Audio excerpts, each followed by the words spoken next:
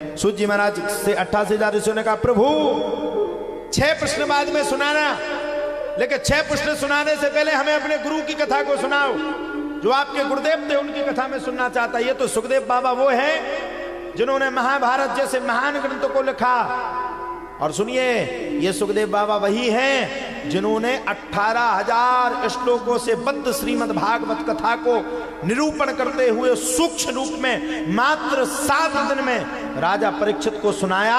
और राजा परीक्षित को ऐसी कथा को सुनाया कि लिखा ये अमर ग्रंथ है, ये मुक्ति पंथ है, ये पंचम वेद ने डाला। भागवत में जब आरती गाते तो ये प्रश्न आता है, ये अमर ग्रंथ है। तो ये बात को सुखदेव बाबा ने प्रत्यक्ष प्रमाण के साथ रखा।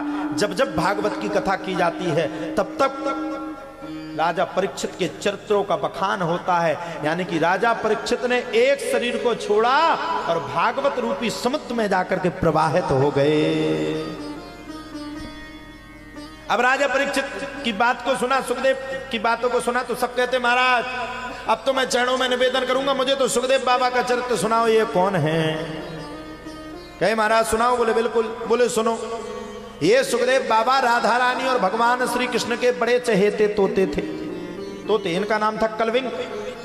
बड़े चहेते तोते, भगवान से बड़ा अनन्य प्रेम करते थे। राधा रानी के नाम का इतना गुणगान होता था कि आज भी भागवत के अंदर कहीं भी राधा का नाम है, लेकिन गुप्त रूप से, सूक्ष्म रूप से, व्याख्यात रूप से नहीं है। बोले क्यों? और 7 दिन की सप्ताह कथा में सुखदेव बाबा ने राधा का स्मरण किया, लेकिन राधा नाम का शब्द का उच्चारण नहीं किया। अब कई लोग कहते, कई व्याख्या करते क्यों नहीं किया? बोले राजा परीक्षित को मात्र 7 दिन में मृत्यु को पूर्ण करना था, शरीर को छोड़ना था, और 7 दिन का समय था। अगर सुखदेव राधा रानी के नाम को ले लेते तो कई हजार वर्षों तक के लिए उनके मन में तपस्या लग जाती, और जब तपस्या लग जाती तो वो भगवान की कथा को कैसे कह पाते, कैसे सुन पाते और कैसे श्रवण कर पाते। इसलिए सुखदेव जी महाराज ने राधा नाम का उच्चारण नहीं किया। ये कलविंग के नाम के तोता थे, राधा रानी के पास जाएं, राधे राधे कृष्णा कृष्णा खूब गाएं। एक दिन भगवान ने सुखदेव को बुलाया, आओ सुखदेव इधर आओ। सुखदेव जी महाराज आ गए। सुखदेव जी आकर के विराजमान हो गए। बताइए। भगवान ने कहा सुखदेव एक छोटा सा काम है, उसको तुम्हें पूरा करना पड़ेगा। बोले कौन से काम को पूर्ण करना पड़ेगा? बोले सुखदेव मेरी बात को मानो, तुम्हें पृथ्वी लोक में जाना पड़ेगा। सुखदेव ने पृथ्वी लोक में जाने से इनकार कर दिया। इसी पृथ्वी लोक में जिसमें आप लोग रहते हो। बताओ, सुखदेव जी पृथ्वी लोक में आने के लिए तैयार नहीं है, और तुम इतने खतरनाक हो कि पृथ्वी लोक छोड़ने के लिए तैयार नहीं हो। आदमी जितना बूढ़ा होगा उतना ही कलर करवाएगा बालों में, क्लियर हो जाएगा। अगर कोई ने धोखे से कह दे कि तुम बूढ़े हो गए, आपने नहीं करवा, इनने नहीं करवाओ, हम जजमान जी नहीं करवाओ जी कलर। अरे ठीक है, करवाना चाहिए। अबे आप बूढ़े तो नहीं भाई वैसे करवाता। पहले के जमाने में आप लोगों ने रामचरितमानस देखा? किस किसने देखा रामानंद सागर की रामायण को? तो सूपनखा को देखा आप लोगों ने? पूतना को देखा? कंसेन प्रहता घोरा पूतना बालघातनी। पूतना कितनी बुरी लगती है, और जैसे ही वो यूं करती है, ऐसे करती ना वो यूं, तो एक वो घंटी बहुत खतरनाक बजदवा, जैसे ही वह बजी वैसी पूतना इतनी सुंदर जिसकी कोई सीमा नहीं। अच्छा हम बता दें आजकल वो सुंदरता किते है? तुम किते का ऊपर लगत हो और यूं करो सीधे पहुंचो ब्यूटी पार्लर में, और तुम्हारी चोंद में जिस कलर के सफेद सफेद पाउडर लगे, हे भगवान इतने सुंदर की जा लगे कि विश्व में तुम ही सुंदर हो। लेकिन बस एक काम ना करियो, सोच जो ना रात भर, और धोखे से अगर तुमने अपनी थुतरी खा धो लाओ तो इतने बुरे लगो जिसकी कोई सीमा नहीं। हमारा एक मित्र था महाराज जी, बड़ा काला था, हम लोग उसको काली चरण कहते थे। अच्छा वो को कहते हूँ ब्याह नहीं हो, तो पंडितन में ब्याह की बड़ी समस्या है। हमारा तो होगा, लेकिन हम करिया है, लेकिन ब्याह तो होगा। अब उसकी शादी ना हो के देखिया है, देखे भग जाए। एक जगह उसकी शादी फिक्स हो गई। सब लोग ध्यान से सुनना, सो महाराज जी उनकी शादी में हम 1 घंटा लेट गए। हमसे पूछने वाले ने कहा क्यों भैया 1 घंटा लेट क्यों गए? हमारे मन में निश्चय आया कि 100% इसकी शादी बिगड़ जाएगी, ये काला है और शादी बिगड़ जाएगी तो ये क्या कर लेगा, ये कछु नहीं कर पाएगा, ये तो काला है। महाराज जी जब हम उसकी शादी में पहुंचे, वो घोड़ा पे बैठा था, इतना सुंदर कि उसके आगे हम फीके पड़ गए, हम भी फीके पड़ गए। हमें भी डाउट होगा, हमने ब्रह्मा जी का फोन लगाओ, पूछो कि एक आध पाठ पहुंचाओ तो तुमने नीचे? बोले हाँ। अच्छा लड़का बड़ा सुंदर। हम भी पहुंचे तो हमने उसके बगल में कहा क्या बात है, बढ़िया जम रहा है। बोले हाँ।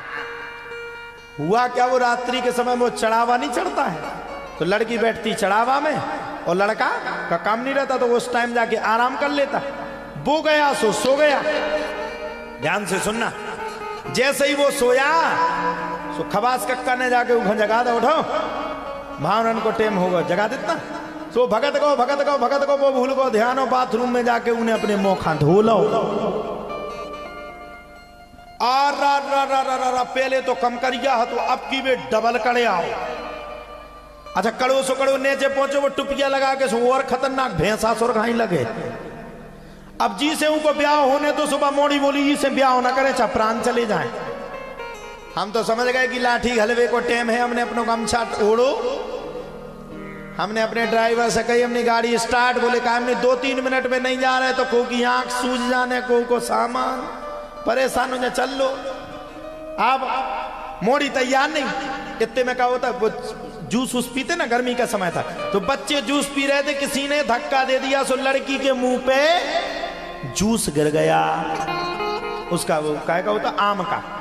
सो बोली हमें शादी नहीं करना, चाहे प्राण चले जाए। हमने बेटा एक काम करो, शादी चाहे बाद में हो जाएगी, होगी नहीं होगी वो तो ठीक है, हमें तो पता है को ब्याह होने नहीं है, लेकिन एक काम करो, सबसे पहले ये तुम्हारे ऊपर ये जूस गिर गया, ये फल गिर गए, एक काम करो अपने मुख को धुलाओ।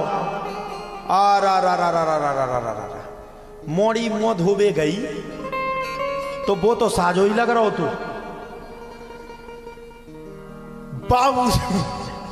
बाबू से ज्यादा करिया करी। अब लड़का का कि अब हमें ब्याह नहीं करने, अब मोड़ी का हमें करने, और लड़का का कि अब हमें नहीं करने। दो ही लड़वे में तो पूरे पक्ष के अपनी अपनी कुलारी लाए ठाणे की, अब ना करो तो हम काट डाले। हम बीच में हमने चुप रहो, हमने तुम भी करिया और तुम भी करिया। हमने 2 जनन से कही, हमने पंडित जी और खबास कक्का जे भी करिया और जे भी करिया, 2 जनन की बजन दो थरिया होन दो ब्याह। तो कभी कभी भैया ब्यूटी पार्लर का भी बड़ा प्रभाव हो जाता है। और हम सच कहें, किसी से प्रसन्न हो या ना हो, अपने आत्मा को बल बुद्धि से आप अच्छा कर पाओ या ना कर पाओ, शरीर को अच्छा कर पाओ या ना कर पाओ, लेकिन मन की आत्मा को इतना शुद्ध कर लेना कि भगवान एक दिन तुमसे मिलने के लिए चला है। भगवान ने कुबड़ी को भी विश्व सुंदरी बना दिया, वो है भगवान। और आज सुखदेव बाबा कह रहे हैं मैं पृथ्वी लोक पे तो बिल्कुल नहीं जाऊंगा, 1 मिनट भी नहीं जाऊंगा, 1 सेकंड भी नहीं ठहरूंगा, मुझे पृथ्वी लोक में नहीं जाना। बोले क्यों? बोले इसलिए नहीं जाना क्योंकि पृथ्वी लोक में बड़ा अन्याय है।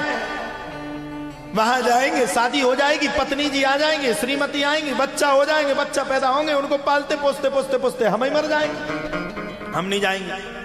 भगवान ने कहा देखो सुखदेव, आदेश हमारा है, तुम्हें पृथ्वी लोक में जाना पड़ेगा। भगवान के आदेश को मान करके सुखदेव जी महाराज पृथ्वी लोक में गए और तोती के गर्भ में पालन पोषण होने लगा, अंडाशय के रूप में।